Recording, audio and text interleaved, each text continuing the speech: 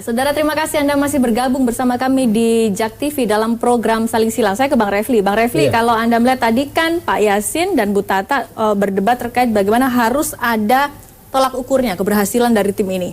Kalau Anda melihat sebenarnya tolak ukur itu seperti apa nanti didesainnya kalau memang itu menjadi penentu keberhasilan?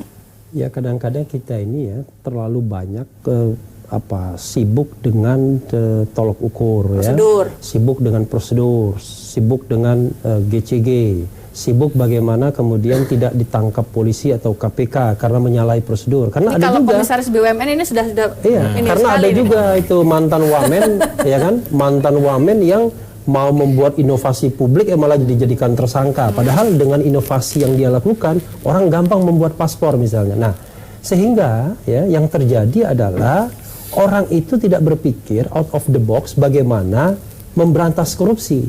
Tapi yang berpikir adalah bagaimana aman dari penegak hukum.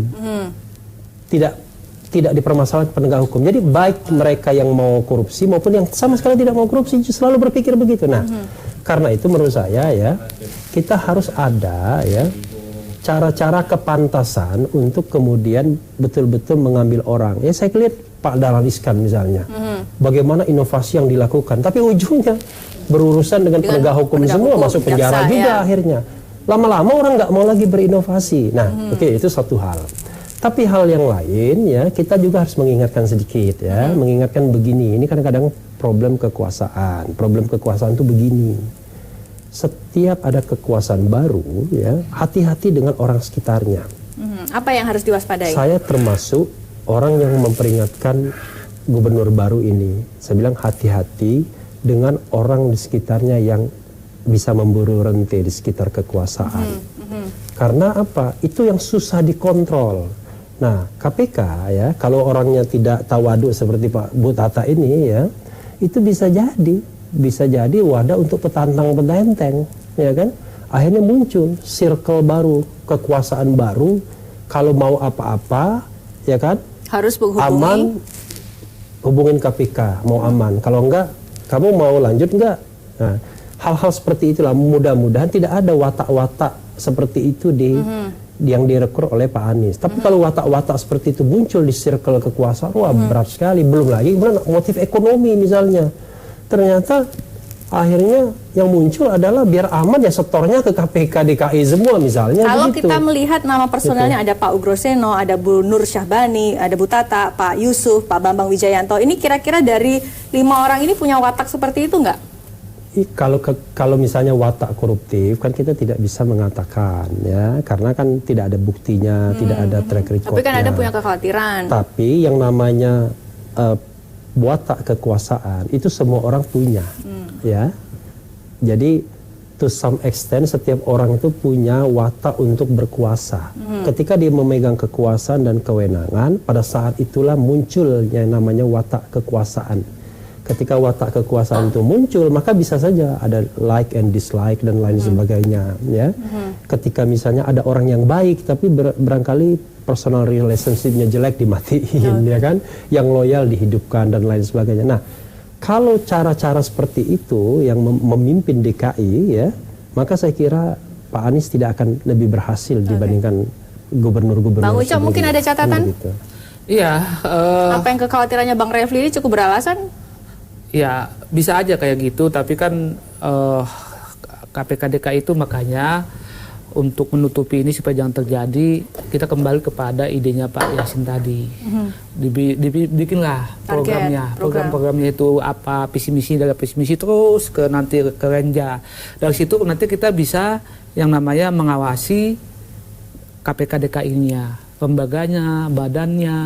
Jadi sebetulnya apa yang dikerjakan oleh KPDK itu harus dipublikasi langsung di internet.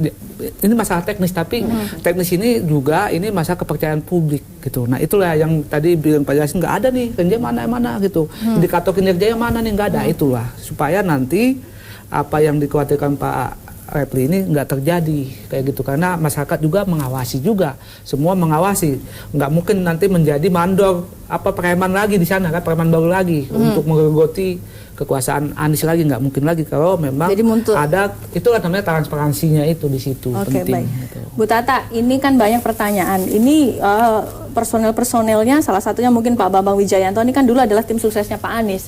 Jangan-jangan TGUPP ini adalah sebuah badan untuk memberikan wadah kepada tim sukses sebagai balasan terima kasih. Saya dengar katanya gajinya sampai 51 juta, 41 juta sampai puluhan juta. Pertama, apakah ini merupakan balas jasa ya? Sebetulnya badan ini tidak dibentuk hanya oleh Pak Anies ya. Artinya Pak Anies tidak membentuk badan ini semata-mata untuk balas jasa, karena sejak dari Gubernur Jokowi ini sudah ada. Kalau balas jasa juga nggak apa-apa. berarti balas jasa dong. Balas jasa juga nggak apa-apa. Itu satu. Orang politik kan sah saja sebenarnya. Bukan kok itu. jadi orang ini, Pak. Iya. Oke. Artinya bukan hanya Pak Anies, oke? Iya. Karena badan ini dibentuk sejak zaman Jokowi. Terus kemudian yang kedua, apakah balas Pak Anies, jasa? apakah ini menjadi balas jasa? Sebentar. Apakah balas jasa? Ini dari 5 anggota komite KPK Ibu Kota, itu yang secara resmi sebagai tim sukses itu kan Pak BW saja, yang lain tidak. Saya teman Pak Anies, saya mendukung beliau dong, karena saya percaya integritasnya, tapi saya tidak masuk ke Ibu dulu selaku Direktur Riset Lembaga Konsultan Politik Indonesia. Saya pernah sekilas tadi membaca, Ibu pernah riset mengatakan bahwa elektabilitasnya Pak Anies lebih tinggi. Apakah pada saat itu mungkin ada perasaan, wah Pak Anies ini kelihatannya Bu Tata ini risetnya cukup menguntungkan saya? Enggak, karena waktu itu memang kami riset independen. Iya, jadi ya, saya pernah mengatakan Anies itu calon potensial pertama kali. Dia direkrut saya. Padahal jadi komisaris, Bang. Padahal saya udah nunggu-nunggu. Kenapa ditelepon Pak Anies juga? tolong disorot ini. terus kemudian yang apa namanya begini. Jadi kalaupun misalnya tadi Mas Refli, kalaupun misalnya nih tim sukses nggak apa-apa. Kalau menurut saya Pak Anies ini lebih mengutamakan pada skill dan integritas dari hanya sekedar apakah dia tim sukses. Kalau misalnya tim sukses ya nggak apa-apa, Pak BW siapa yang kan tim suksesnya sudah punya skill dan integritas. Iya, betul. Jadi skill dan integritas, kemudian kalau misalnya dia adalah tim sukses, tentunya itu kan karena masuk akalnya begini, seorang tim sukses ini kan sudah percaya kepada ide-ide Anies Baswedan semenjak awal. Nah, lebih masuk akal sebetulnya ketika untuk membangun Jakarta ini bersama dengan orang-orang yang mimpinya sama, akan lebih mudah daripada orang baru yang belum tentu dia sama mimpinya dengan Pak Anies, gitu loh. Tapi yang paling utama bagi Pak Anies dalam merekrut TGUPP ini adalah soal skill dan integritasnya, itu di situ. Oke, Bu, tadi saya kembali lagi. Pak Yasin penduduk apa, Pak? Apanya? Bapak penduduk DKI nggak? Depok, Bekasi, DKI, Bogor. Depok, saya Tangerang. Ya, selama 4 tahun ini 4 tahun setengah DKI, kemudian pindah Tangerang. Nah, sekarang Tangerang kan. Ucok mana, Cok? DKI. Nah, saya di DKI juga. Saya berkepentingan terhadap DKI ini baik, ya kan? Saya pernah punya pengalaman buruk ngurus IMB, nggak jelas itu duitnya, akhirnya juga banyak keluar ya sampai belasan juta pada waktu itu. Nah sekarang Anda nyogok ini Bang ceritanya? Bukan. Bukan nyogok, karena tidak jelas. Orang datang, ini biayanya, lalu kita datang, itu biayanya. Loh, bisa nggak biayanya itu bulat misalnya sekian, lalu waktunya sekian? Ya, ada SLA-nya ya. Ini nggak ada. Nah, inilah yang saya ingin lihat di DKI ini. Karena begini, saya pernah mendapatkan pujian dari seorang notaris ya, yang mengatakan dia membandingkan antara DKI dan non DKI. Ada daerah dekat DKI lah ya, daerah-daerah Pak Yasin ya. Gitu yang namanya urusan di luar DKI itu minta ampun, duit sana, duit sini ya kan. Ibaratnya kalau nggak ada bayar itu nggak keluar-keluar suratnya. Nah, DKI tidak begitu. Maksud saya begini. Artinya ada perbaikan pada kalau memang ada perbaikan yang signifikan itu pertahankan dan tingkatkan. Nah, harusnya gubernur ini harus jauh lebih baik sehingga kita ini penduduk DKI itu penduduk yang paling nyaman dan sejahtera bahagia di Republik Indonesia. Oke, karena nggak dipalakin oleh pemerintah daerahnya kan begitu. Oke, baik kita lanjutkan dialog ini di segmen selanjutnya, saudara tetap bersama kami. Ya.